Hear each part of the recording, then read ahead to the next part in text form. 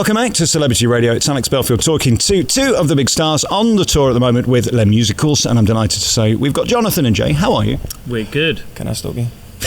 Sorry, it's Jai. Oh, now, don't be pedantic. I've already had too much of this week. I had Leslie Joseph grimacing at me, asking me if I got a cold. Now you with Jai and Jay and all of that. I mean, J-A-I, how do you say it? Jai. Jai. It's an I. You say Jai and I say Jay. You say... This is a song. J-A-Y. I'm going to fight with you. Can't believe this is the first time I'm meeting them and I'm going to fight with you. I'm not really. Jay, anyway. It's nice to meet you. And great. I set myself up for this one. However... No, it is a pleasure to see you. The good thing about Jonathan and Jay is that you've both got this amazing... All right, I'll stop it. I'll stop it now. Congratulations on being you. Here we are in this most glorious of theatres, probably the most beautiful in the world. It's a stunning music room. It's got so much history, and it's a glorious setting. We're here for 2 nights as well, which is a dream, and it's a special place to play. This week, I think I've seen 8 shows in every possible format, big theatres, small theatres, and there are so few doing as well as you. It's an amazing success, this, and you've had terrific reviews, and the punters find you both delicious. This is remarkable.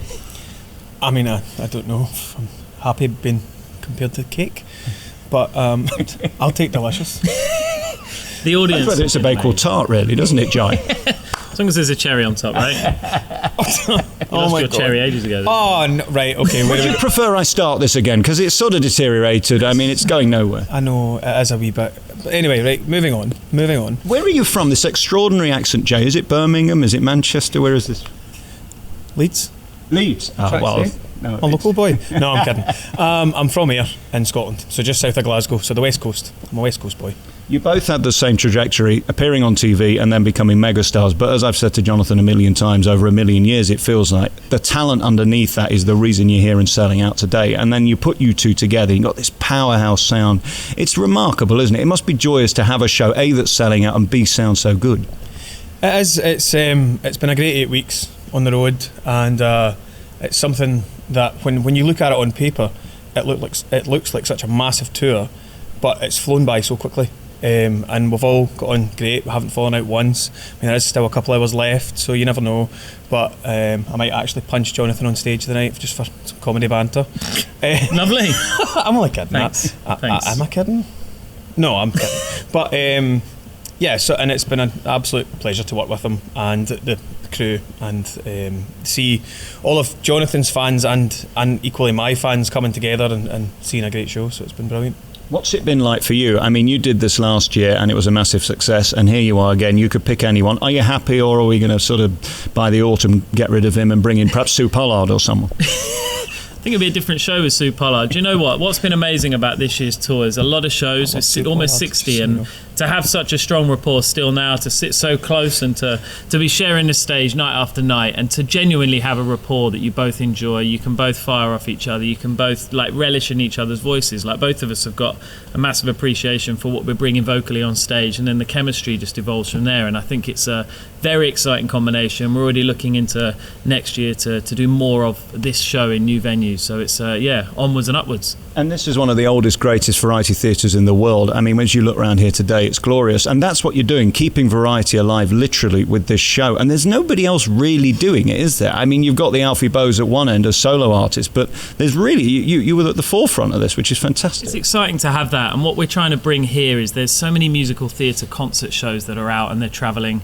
But we've got a level of kind of fame between us, having won there with Jai and Britain's Got Talent, coming second with G-Force. So something that's familiar, but with songs that people love and adore from start to finish, with some friendly banter, with some silly moments, some comedy, some raunchiness with Jai on occasion, and just a really lovely chemistry. We've got great production and set and design and great team behind the scenes as well. But it is quite unique now on the road, and we're hitting venues and people are coming and having a great night, and yeah, we couldn't wish for more. Jai, we're going to talk man boobs in a moment and the tour bus. We'll get to that in a bit. Firstly, your voice. How hard is it knocking this out? Leave those alone. And pushing a B cup. How tough is it doing this night in and night out vocally? Because being on the road isn't easy, is it? No, it has been quite. It's been quite a learning curve for me. I never ever travelled. I'd never travelled on a sleeper tour bus before. So I struggled a little bit when the bus was moving and when we were travelling to sleep. So on occasion I've been pretty tired, but Jonathan's always had my back, and he's kind of picked up the slack if I've needed a little bit of help and stuff. When you say he's had your back, would you like to elucidate? Oh. Was there any tossing and turning? I mean, especially when you go down the M6 with all those potholes. Sometimes turning, mainly. I got in Jai's bunk once, but nothing happened. There's the quote of the headline. We had a cuddle one night. What can I say? No, you know what? We got a little bit tipsy the other night. And, what are you doing? Well, I thought it was really funny. Me and Ellie, our merchandise manager, thought it'd be really funny to get in his bunk and wake him up with some cake. So we got in his bunk and we had these sandwiches and cake. He force-fed me a cinnamon roll. We literally went, "There you are, have that." So Thank God it wasn't a sponge finger. Yeah. So I spooned him and gave him a what was it called? A Chelsea bun. Is that not a cinnamon roll? Was that a different thing? Was it a pearl necklace? Oh, hey. The thing about you two is, you see, the ladies love you and find you delicious. Is there still that reaction where they're trying to get on stage and grope you and all that? I mean, there's WHD, isn't there? Wandering hand disease throughout this show. I think it happened. There's one moment in particular. I was not prepared for this. The show's evolved. The show's evolved as we've gone on, and Jai has gone hook, line, and sinker into a really cool moment that I think is now your favourite bit. What? And we can't give too much away, but there's a cheeky little moment where he's establishing his personality without performing a song. It's a moment, not from musical theatre, but just that sets the tone. And I was expecting a couple of audience members to come up and have what do you call it? WHD, wandering hand disease. I thought some WHD was going to happen last night. Maybe it'll happen tonight. Well, I mean, to be fair, it was warmer last night, so a lot of my clothes could have came off, and they didn't. So you never know. But to be fair, the thing is, the audience are always getting on board, and they're always on our side, and it's lovely. And I think that because of the age of our audience, they've got to a point where they don't care.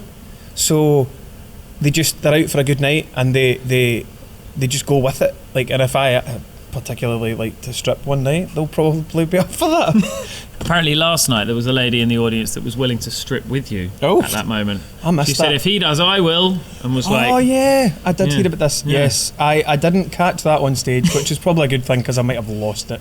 So... You see, I'm thinking Magic Mike, Magic Jai. This is the future of this show. I mean, this is a new tour in the spring. I mean, to be fair, you know, summer's coming up, quite like the gym.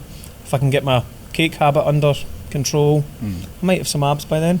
What we try and do is give them a fun night out. So we've got there the biggest hits, the West End and Broadway, all of that in the title. But the reality is what we're trying to do is give people escapism. There's ups and lows in everybody's lives, and to give people the opportunity, in particular here, to come to beautiful theatres all around the country and to enjoy some music, some banter, a little bit of nudity. Like, what more could you want on a night out? And just a little bit, is it? I suppose it is like Calendar Girls without the buns, really, if you think about it. This is true. None of us can bake, so... You know. Are you a master baker? I'm a master baker, yeah. It's just hard to do on the bus. This is my job, you know. I like you. Will I be in a box this evening? I'd like to be in one of these so I can sort of leer down at you when you sort of get a little pitchy or something like that. This one is perfect for heckling. You're expecting we're going to get pitchy? Well, it's warm in here and, you know, the night's young. We had a couple of ladies last night they had Freddie Mercury masks yesterday. They were in this box and they were dancing as we do the encore at the and it was quite surreal, actually. It was kind of creepy, though. Because their faces were the same. You see Freddie and you're like, whoa, there's one of them. Oh, there's two of them. Oh... No, don't like it. They committed. But yeah, so... but it was good. You might have to share with them. I think we're in the same box tonight. I'd be very happy to. I'll go in the box anytime. And let's talk about the mix of music, because as you say, you've got these big musical numbers, but then you put new stuff in as well. It's beautifully paced, this, and you make sure it's relevant for today, because if not, it could just be sort of some old club act that you've put into theatres. What I like, this is my little baby. A few years ago I came up with a concept, and I've seen various musical theatre concert shows, and all of them for me felt dated. They felt like they just needed the cobwebs blown out of them, and I feel like this show's certainly done that. I feel like you can come out to an audience and respect them in a much greater way than just giving them all the cliched songs with the really like obvious moves that are in the show. Let's break that down. Let's remove the preconceptions. Let's end the half with stuff from Chicago, and we've got a ventriloquist mask. It's got nothing to do with Chicago, but it takes it more towards stuff that's different, unique, and us and our show. And that's what this seems to do. And then with the lighting spec and all of the production behind it, it's not just some chintzy, old-fashioned lighting. It's like bringing you a big show, big sound, big voices, and big audiences are coming to that, and that's exciting and exhilarating to be part of. With the ventriloquist bit, who works who from behind? Him works me. I think it's probably best. Just spending a few moments with you, Jai, I think it's best. I'd probably get lost. Yeah. I'd never come back to it. And you've not got the biggest hands in the world, have you? Let's face it. Tiny hands. You're like Donald Trump. Well, that's what they say. You know what they say? Small hands, small glove. You know. You just compared me to Donald Trump? I mean, come on. Of all the things I've insulted you with so far, that's the worst. How exhilarating is it walking out to an audience like this in a place like this? Is it still thrilling? Because we've known each other nearly 20 years now, and you've done huge... Well, how long have you been at it? Well, you too, but then again, you've had surgery. I've just hidden the makeup. It's just this soft lighting that we've got. No, do you know what? It's amazing to still be doing what we're doing. G4, igniting the career with X Factor, and obviously with Jai, Britain's Got Talent. Those shows are amazing, and they can give you a kickstart, and they can give you an exposure to an audience that otherwise you'd never get to. But what's amazing is to continue that kind of that chart of progression through through the industry, and to have audiences genuinely, like I've been saying to everyone, like literally it's pinch yourself moments. Yesterday, I'm not embarrassed to say, a tear came to my eyes. Everyone leapt to their feet for the 4th time at the end of the show, and you just are exhilarated. I'm emotional. I don't care. I went to go see Frozen the musical in Broadway and cried my eyes out. I'll go see anything. He's the woman. Come on, you get emotional too. I didn't cry. I can see a little moisture now in your eyes, actually. It's just even thinking about it, is it? Or looking at me, probably. It's so special to stand on a stage and see people having a great night. And it's genuinely heartwarming to have been part of that, to have helped create that, and to share that experience with everyone involved, and to stand alongside Jai and take that group bow at the end and just feel that warmth. I mean, I'm genuinely in awe of that reaction night after night, and long may that continue. I do agree with that. It's special. It is. You big soft git. Anyway, I'm so proud of you, though, because it's easy to be forgotten, and let's face it, so many are very quickly now, and to stick out and to be remembered and for people to care is the hardest thing. I don't think people realise how tough it is to sell tickets. I spend my life in theatres that are half empty, often mostly empty, and you don't have that problem. It's a beautiful gift, and I think it's because you've never deviated. You do what you do, and you do it magnificently, both of you. You're singers. That's it. Thank you. We do that, but I think also something that people have noticed for this tour, like this is 42 shows in, right? And every single show is slightly different. Like yesterday we were sharing notes after the songs, like, oh, can you just hold that note a little bit longer? Can you do this? Can you do that? It's not complacency. Okay, I gave you notes. Yeah. He wants to be a producer, that's what it is. None of us get complacent with this is the show. So in the same way, like Bart will never be happy with the lighting. Every night won't be right for him. He'll still have notes that he wants to change. He's frustrated with the focusing of something vocally, musically. We've still got progression. Every single time there's something new with ourselves, with the musicians on stage. Can we try that? Can we do this? Can we do the other? Just to take it forward, and that might incorporate a whole new little moment, or it might just be one little nuance of a song, because we're not just going through the motions. We're giving every single audience the best show that we can, and if there's a chance to improve it, thank you for working with me, and vice versa when we're doing stuff. No idea how many times he's changed it. No idea. But it works. It does work, and it does work. It's quite, he always knows what he's doing. It's hard to argue, and the best thing about this show, aside from the lighting and the staging and you two, is the sound. I get incredibly pissed off when I go into theatres this week where I can't hear stuff and it's muffled and it sounds like the whole thing's on track. The sound is so important. You spend a fortune on making sure the audience hear it as best as they possibly can. They don't realise that we're on track. That's the amazing thing. So we can mime the whole thing and just no one has a clue. And I'll apologise now for when I speak. It's just my accent. That's all. Say again, what was it? Yep, there we go. Jay, tell me again. I didn't... That's Jai. I'll get it by the end of the interview. We've invested more this time, actually. So we've got Cara line array. It's the top of the range line array system. It gives the best spectrum of sound to every seat. And Harry is so conscientious, going around with his laser pointer, making sure that they're focused specifically to give everyone the best audio. What's he going to do with his laser? He points sort of a VIP experience. Exactly. Yeah. Exactly. That just makes silly noises. Oh boy. You just don't. I've been lasered since the 80s. I miss the BBC. It's a shame, really, when you think about it. Fitness and health. Let's talk about your man breasts and all this business, because we can't have you becoming fatties. This is not going to work for the show. I notice you've put a bit of lard on since you've been on this tour bus. You've got to stop this, Jonathan. I know. Do you know what is bad? Like, both of us started the tour so focused on, like, this is going to be an Adonis. We're going to run with it. And I mean, hey, I've made it to the gym at least 5 times. Yeah. 42 days. I've done a couple of jogs. We work out on the stage for our show. That's true. But both of us are exhausted and haven't found the gym, have we? No. We need to. Are you still obsessed? I mean, the last time we had dinner, there you were eating half a cow and pretending to be all Mr. Muscly and all of that. Is he still into all this nonsense? It's gone, has it? Yeah. You've been a very terrible influence on him. Nice. It's all Jai's fault. What? Hold the bus. I think you'll find before this tour I was texting you, been like, right, let's get healthy, let's do the workouts every day. Yeah. You've done none.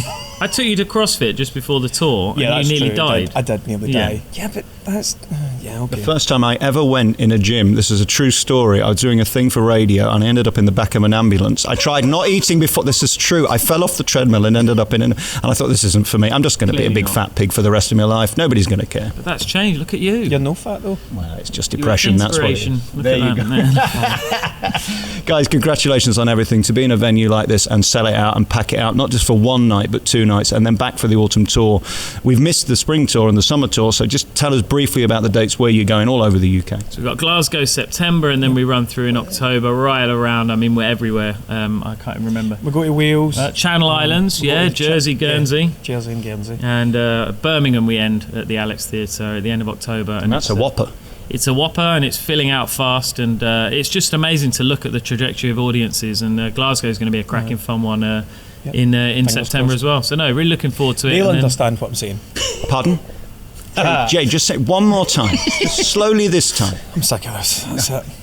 I'm so proud of you, Jonathan. You're an amazing talent, and what you do is incredible to pull these audiences again and again and again. And Jai, you too. What a voice, what a talent. Congratulations, and thank you for having me back at the show. Nice to see you. Great to see you. Thank you.